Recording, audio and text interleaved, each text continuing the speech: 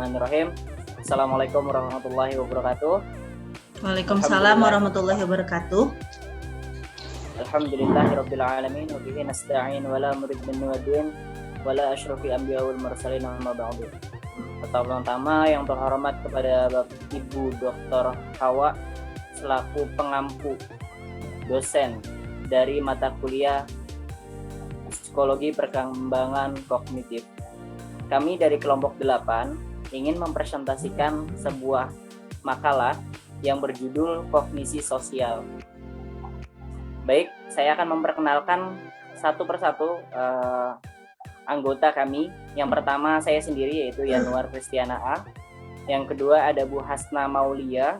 Yang ketiga ada Bu Sela. Selanjutnya ada Bu Sri Anami Wanasita. Oke, langsung kita masuk ke materi. Yang pertama. Oke, baik. Di sini ada pengertian dari teori kognitif sosial atau social cognitive theory. Nah, teori kognitif sosial ini sebenarnya diperkenalkan oleh seorang tokoh atau seorang ilmuwan yang bernama dengan Albert Bandura. Kognisi sosial ini biasa disebut dengan teori imitasi atau peniruan. Jadi kalau misalkan kita meniru perilaku seseorang, kita meniru akhlak atau gayanya seseorang, ini disebut dengan teori kognisi sosial. Nah, karena perilaku itu terbentuk melalui proses imitasi, melalui proses peniruan. Makanya ada istilah bahwa kita itu tergantung lingkungan kita itu tergantung pergaulan kita. Makanya kita harus memilah pergaulan yang positif. Selanjutnya ada mengamati perilaku orang lain, juga termasuk mengamati efek dari perilaku orang lain, itu juga termasuk dari teori kognisi sosial. Jadi kalau kita mengikuti, mengamati, dan melihat efek dari perilaku tersebut, itu disebut dengan teori kognisi sosial. Oke, baik. Untuk materi yang selanjutnya, saya akan serahkan kepada Ibu Hasna Maulia. Waktu dan tempat kami persilahkan. Terima kasih Pak Yanuar. Selanjutnya saya akan menjelaskan tentang pemodelan atau peniruan, ya. Nah, pemodelan itu sendiri atau modeling meliputi proses kognitif atau bukan sekedar melakukan imitasi. Nah, modeling lebih dari sekedar mencocokkan perilaku orang lain, melainkan mempresentasikan secara simbolis suatu informasi dan menyimpannya untuk digunakan di masa depan. Nah, lalu menurut Bandura, setiap proses belajar itu ada tahapannya. Yang pertama itu ada tahap perhatian atau attention phase. Tahap perhatian itu, proses ini artinya kita memperhatikan seperti apa sih perilaku atau tindakan-tindakan orang yang tindakan-tindakan yang dilakukan oleh orang yang akan ditiru gitu. Lalu yang kedua itu ada tahap penyimpanan dalam ingatan atau retention phase. Nah, proses ini dilakukan setelah mengamati perilaku yang akan ditiru dan menyimpan di dalam informasi yang didapat dalam ingatan, kemudian mengeluarkan ingatan tersebut saat diperlukan. Yang ketiga ada tahap reproduksi atau reproduction phase. Nah, reproduction phase ini adalah reproduksi motorik, yaitu proses peniruan untuk mengubah ide gambar atau ingatan menjadi tindakan, mencakup kemampuan fisik, kemampuan meniru, keakuratan umpan balik. Lalu yang terakhir, tahap motivasi atau motivasi phase. Pada tahap ini, kadang seseorang itu sudah diingat dan apa yang sudah ditiru jika dia itu mendapatkan motivasi. Selanjutnya ada jenis-jenis peniruan. Yang pertama itu ada peniruan langsung atau peniruan secara langsung. Nah, peniruan langsung ini adalah pembelajaran langsung dikembangkan berdasarkan teori pembelajaran sosial Albert Bandura. Nah, ciri khas pembelajaran ini adalah adanya modeling, yaitu suatu fase di mana seseorang memodelkan atau mencontohkan sesuatu dalam demonstrasi bagaimana suatu keterampilan itu dilakukan. Meniru tingkah laku yang ditunjukkan oleh model melalui proses perhatian. Contohnya, meniru gaya penyanyi yang disukai atau yang kita ngefans sama Justin Bieber contohnya. Nah, kita akan menirukan gaya menyanyinya Justin Bieber, itu adalah contoh. Yang kedua, peniruan tidak langsung. Nah, peniruan tidak langsung ini adalah melalui imajinasi atau perhatian secara tidak langsung. Contohnya, meniru watak yang dibaca dalam buku, memperhatikan seorang guru mengajarkan rekannya. Yang ketiga, peniruan gabungan.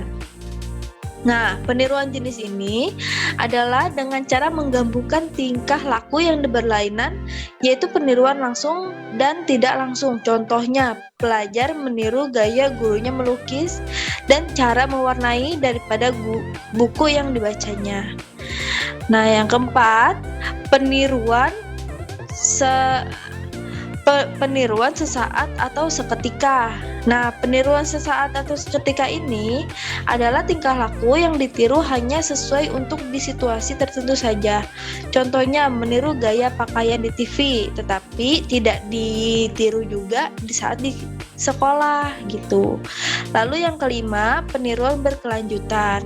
Nah, peniruan berkelanjutan ini adalah tingkah laku yang ditiru boleh ditonjolkan dalam situasi apapun. Contohnya, pelajar meniru gaya bahasa gurunya. Inilah penjelasan dari saya tentang pemodelan dan jenis-jenis peniruan. Selanjutnya akan dijelaskan oleh Ibu Sela tentang self-efficacy. Kepada Ibu Sela dipersilakan. Baik, selanjutnya adalah tentang self-efficacy atau efikasi diri.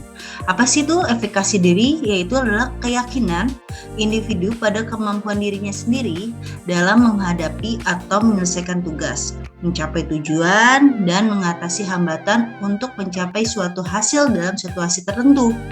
Nah, apa saja sih faktor yang mempengaruhinya? 1. Budaya. Yang kedua, jenis kelamin. Yang ketiga, sifat dari tugas yang dialami. Yang keempat, intensif eksternal. Yang kelima, status atau peran individu dalam lingkungan. Yang keenam, informasi tentang kemampuan diri. Lanjut, pengaturan diri. Nah, apa sih itu pengaturan diri? Pengaturan diri adalah proses dalam kepribadian yang penting bagi individu untuk berusaha mengendalikan pikiran, perasaan, dorongan, hasrat dari rangsangan luar diri agar sesuai dengan apa yang menjadi tujuannya dan cita-citanya, menurut Bauer dan Baumeister tahun 2011. Selanjutnya akan dibacakan oleh Bu Sri Anami. Kepadanya kami persilakan. Baik, saya akan melanjutkan paparan selanjutnya, yaitu tentang hubungan antara kognisi dan motivasi. Motivasi merupakan sebuah proses di mana berkaitan mengenai hasil yang dilakukan melalui pembelajaran. Terkait dengan motivasi, seseorang pada dasarnya melakukan sesuatu didasarkan atas motivasi. Nah, motivasi di sini ada dua. Yang satu adalah intrinsik motivator dan yang kedua adalah ekstrinsik motivator. Di sini saya akan menjelaskan sedikit. Intrinsik motivator adalah keinginan internal seseorang untuk melakukan sesuatu dari dalam dirinya sendiri. Contohnya itu minat, kepuasan pribadi, tantangan, dan lain-lain. Hobi bisa masuk juga ke intrinsik motivator. Sedangkan intrinsik motivator adalah motivasi yang datang dari luar. Contohnya itu adalah ujian, nilai ujian yang tinggi, dan sebagainya. Nah, dari ilmuwan yang bernama McKechnie tahun 1986, dia seorang guru dan dosen dari Universitas Michigan. Disebutkan di sini kemampuan guru menjadikan dirinya sebagai model yang mampu membangkitkan rasa ingin tahu dan kesanggupan dalam diri peserta didik merupakan aset utama dalam membangkitkan motivasi. Dari sini bisa disimpulkan proses kognisi itu mempunyai hubungan dalam membangkitkan motivasi belajar siswa. Nah, untuk selanjutnya kesimpulan dilanjutkan oleh Bapak Yanuar. Oke, baik. Terima kasih kepada Ibu Hasna, Ibu Sela, dan juga Ibu Sri Anani Manisita. Terima kasih atas penjabarannya dan juga penjelasannya. Mudah-mudahan apa yang telah dijelaskan oleh beliau-beliau ini menjadikan manfaat untuk diri kita sendiri, khususnya untuk kelompok 8, umumnya untuk Bapak Ibu sekalian. Kalau memang ada pertanyaan yang ingin ditanyakan, bisa nanti ditanyakan melalui grup WA. Sekian dari kami. Mohon maaf jika ada banyak kekurangan dan juga banyak kesalahan dari kami, karena kami masih proses belajar.